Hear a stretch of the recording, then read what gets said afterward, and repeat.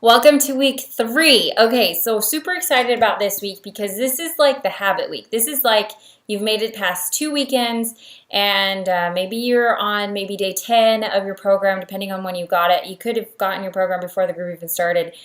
The best part about this week is this is the week where you're really starting to feel like you're changing, like you're starting to feel a little bit more positive, and you're starting to accept that this isn't about being perfect.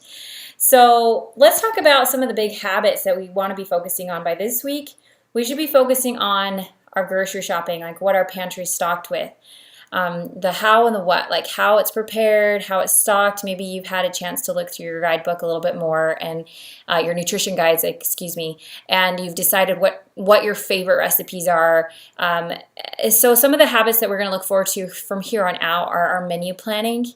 Having a menu, I know in the beginning it's a lot more intensive, but trust me, it gets to the point where you don't even have to make a menu anymore. You just have the meals that your family likes, that you like.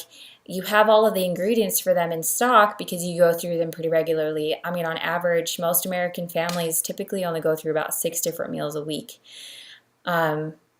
We probably go through about 20. So we probably have about 20 that we cycle through. But we've come to a point where, yes, there is the one night where we have the exact same thing every single week because our kids request it. And so we always have the things on hand for that.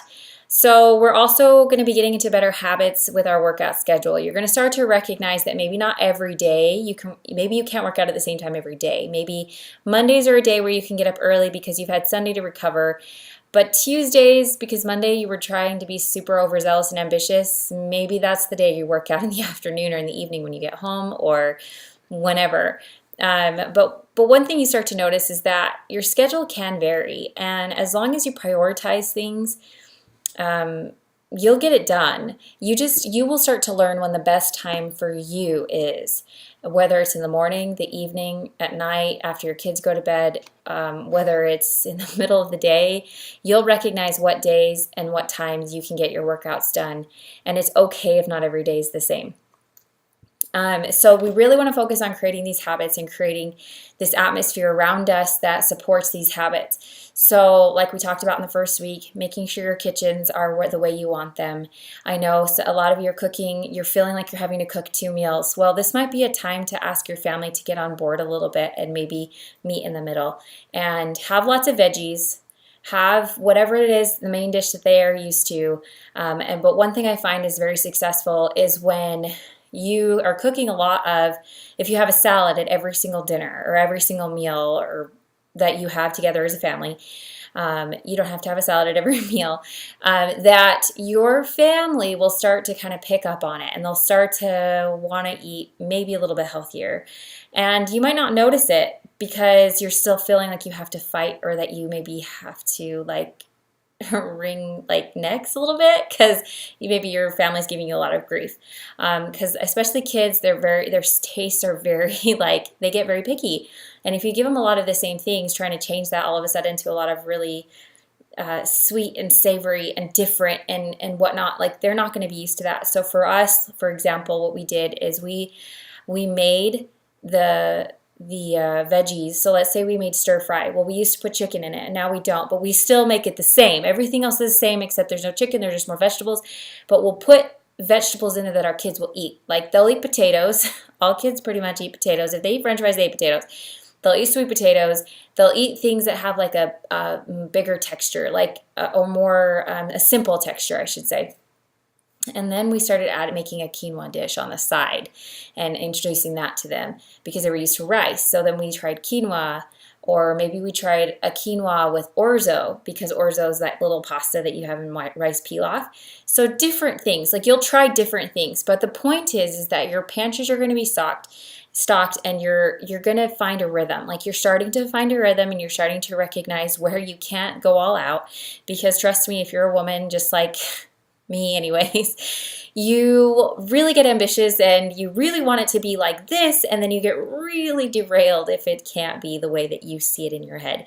And then you start to feel discouraged because it's not what you wanted. But when you're living in an environment with other people, you do have to be respectful of what they can tolerate and what they need as well.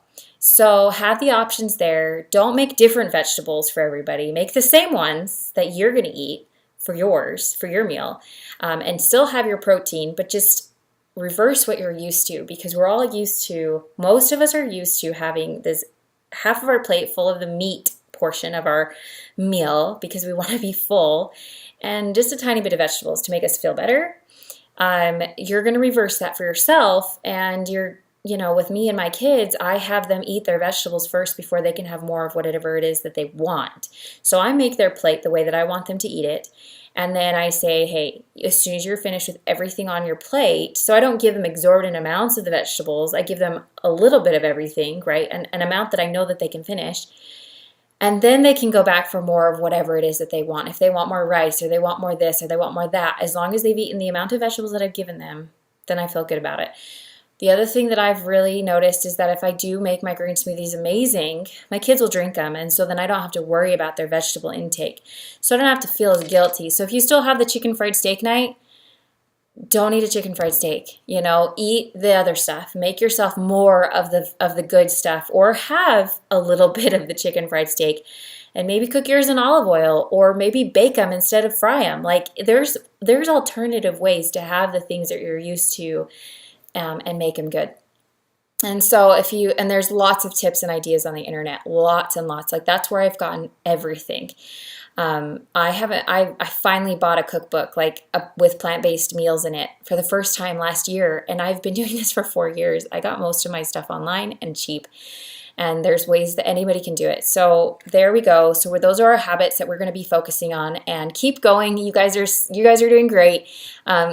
Whether you're able to post every day, or whether you're just getting something done every day, whether it's a healthy meal or a workout or both, you're making progress. And that's really what we need to celebrate. We need to celebrate that you're doing something differently than you did 3 weeks ago. And that's what's awesome. It's not going to happen overnight. This is a slow process if you want it to become permanent. So if it's being slow for you, then you're on the right track. So anyways, enjoy the week, and let's keep going.